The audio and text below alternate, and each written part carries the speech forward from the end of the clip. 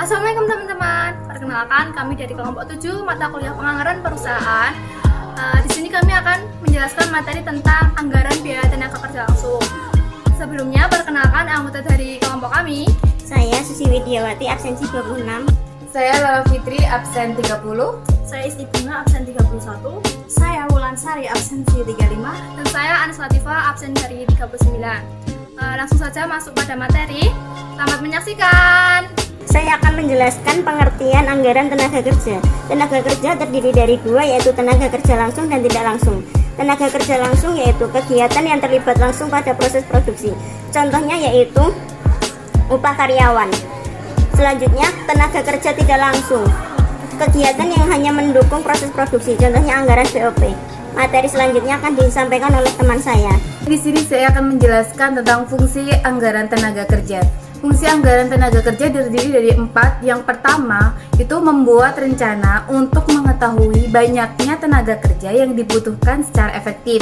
Yang kedua, dapat mengatur pengeluaran atau biaya tenaga kerja dan merencanakan atau mengelola secara efektif.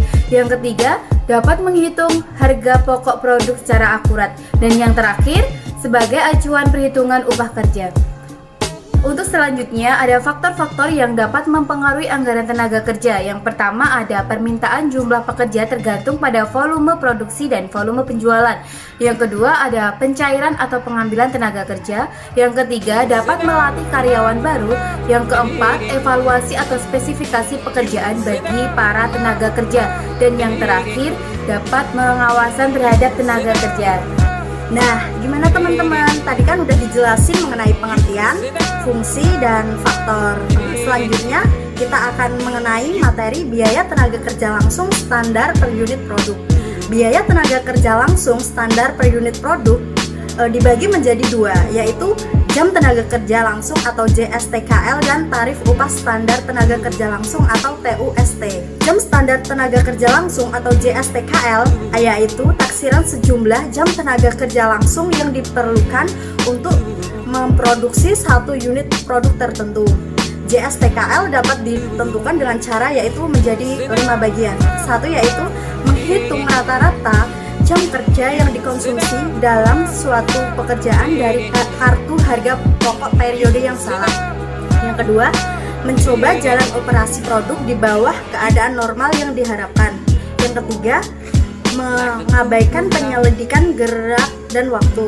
Yang keempat, mengadakan taksiran yang wajar. Yang kelima, memperhitungkan kelonggaran waktu untuk istirahat, penundaan kerja yang tak bisa dihindari, dan faktor kelelahan. Selanjutnya yaitu materi mengenai tarif upah standar tenaga kerja langsung atau TUST, yaitu tafsiran tarif upah per jam tenaga kerja langsung. Dibagi menjadi 3 bagian. Satu yaitu perjanjian dengan organisasi karyawan. Yang kedua, data upah masa lalu yang dihitung secara rata-rata. Yang ketiga yaitu perhitungan tarif upah dalam operasi normal. Kemudian materi selanjutnya yaitu informasi-informasi yang diperlukan untuk menyusun anggaran tenaga kerja langsung. Ada 4, yaitu kegiatan-kegiatan yang dilakukan untuk memproduksi barang dan jasa, misalnya yaitu pemotongan bahan baku. Yang kedua, jumlah barang jadi yang direncanakan untuk diproduksi. Informasi ini dapat diperoleh dari anggaran produksi. Yang ketiga yaitu jumlah jam tenaga kerja langsung yang diperlukan untuk memproduksi satu unit barang jadi atau disebut standar penggunaan jam tenaga kerja langsung. Dan yang terakhir, yang keempat yaitu perkiraan upah tenaga kerja langsung per jam. Materi berikutnya mengenai penyusunan anggaran tenaga kerja.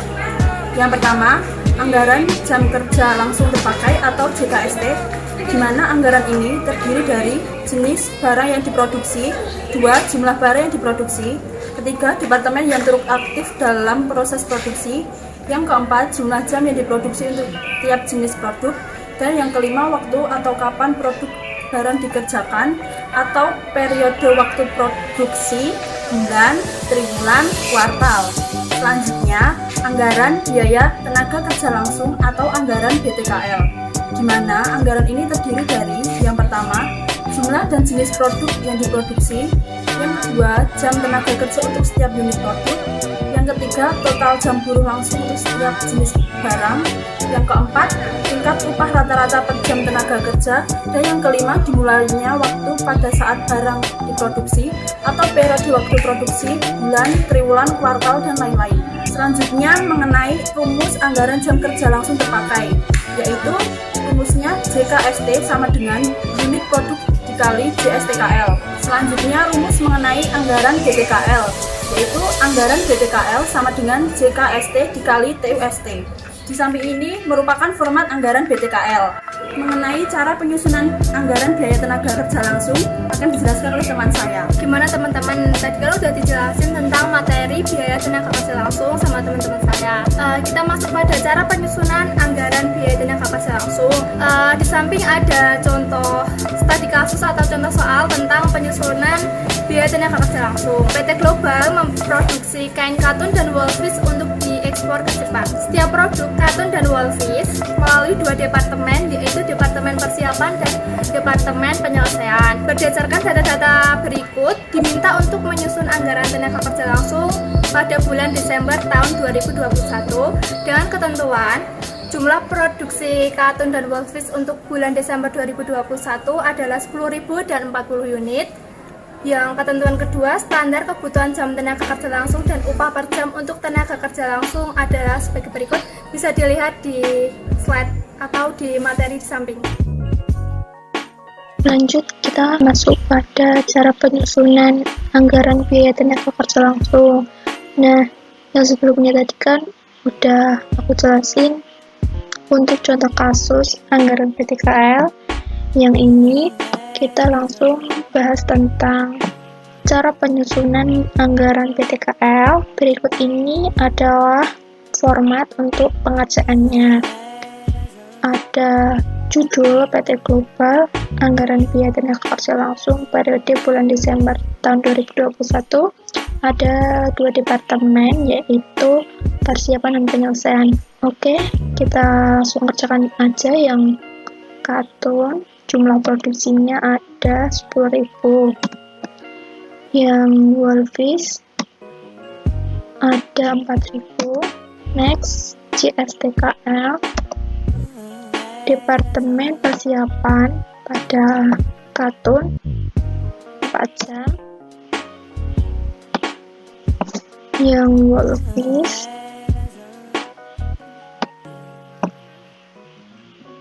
ada 4,5 jam. Nah, untuk mencari JTKL, kita kalikan antara jumlah produksi dengan JSTKL. Yang ini juga kita kalikan.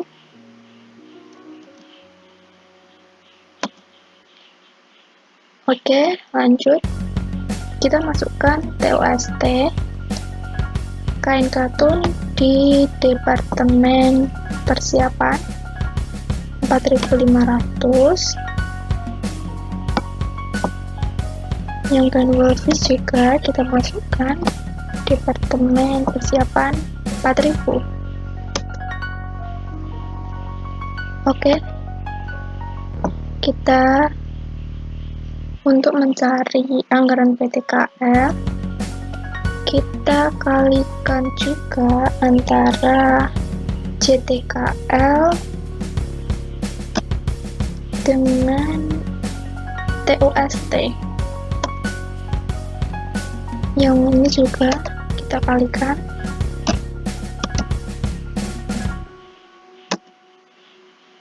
Next, kita jumlahkan anggaran BTKL Departemen Persiapan. Yang ini dijumlah sama yang ini. Oke. Kita masuk di Departemen Penyelesaian. Sama, kita masukin dulu jumlah produksi kain katun. Yang kain woolfish juga kita masukin JSTKL Departemen Penyelesaian 3 jam. Yang woolfish ada 2 jam. Next, Sama seperti contoh yang di atas, mencari JTKL, rumusnya jumlah produksi dikalikan dengan JSTKL. Yang ini juga 4.000 dikali 2. Next, kita masukkan TUST, Departemen Penyelesaian. Untuk kain katun ada 3.000. Untuk kain wolfish ada 2.000.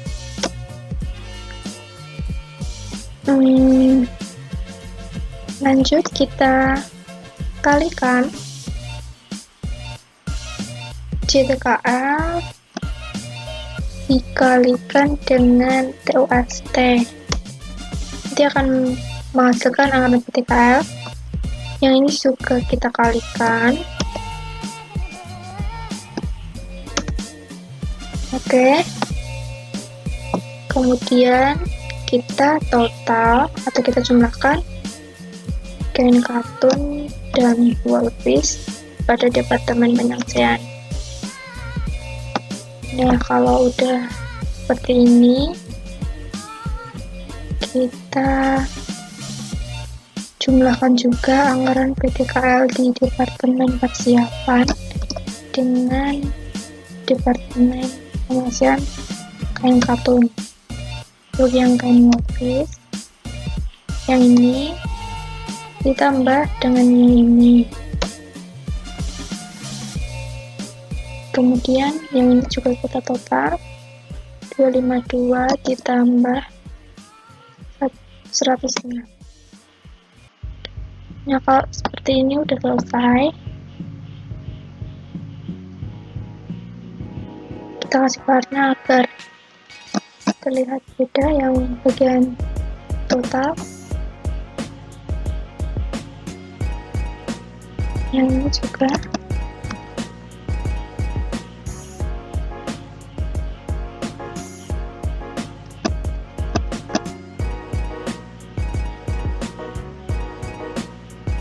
Oke, sip.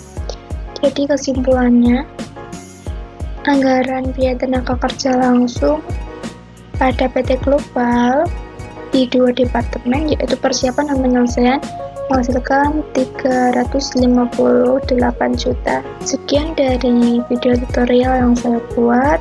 Semoga bisa dipahami dan semoga bermanfaat. Demikianlah penjelasan materi mengenai biaya tenaga kerja langsung dari teman-teman saya. Semoga bermanfaat. Terima kasih. Bila ada salah dari kami mohon maaf. Wassalamualaikum warahmatullahi wabarakatuh.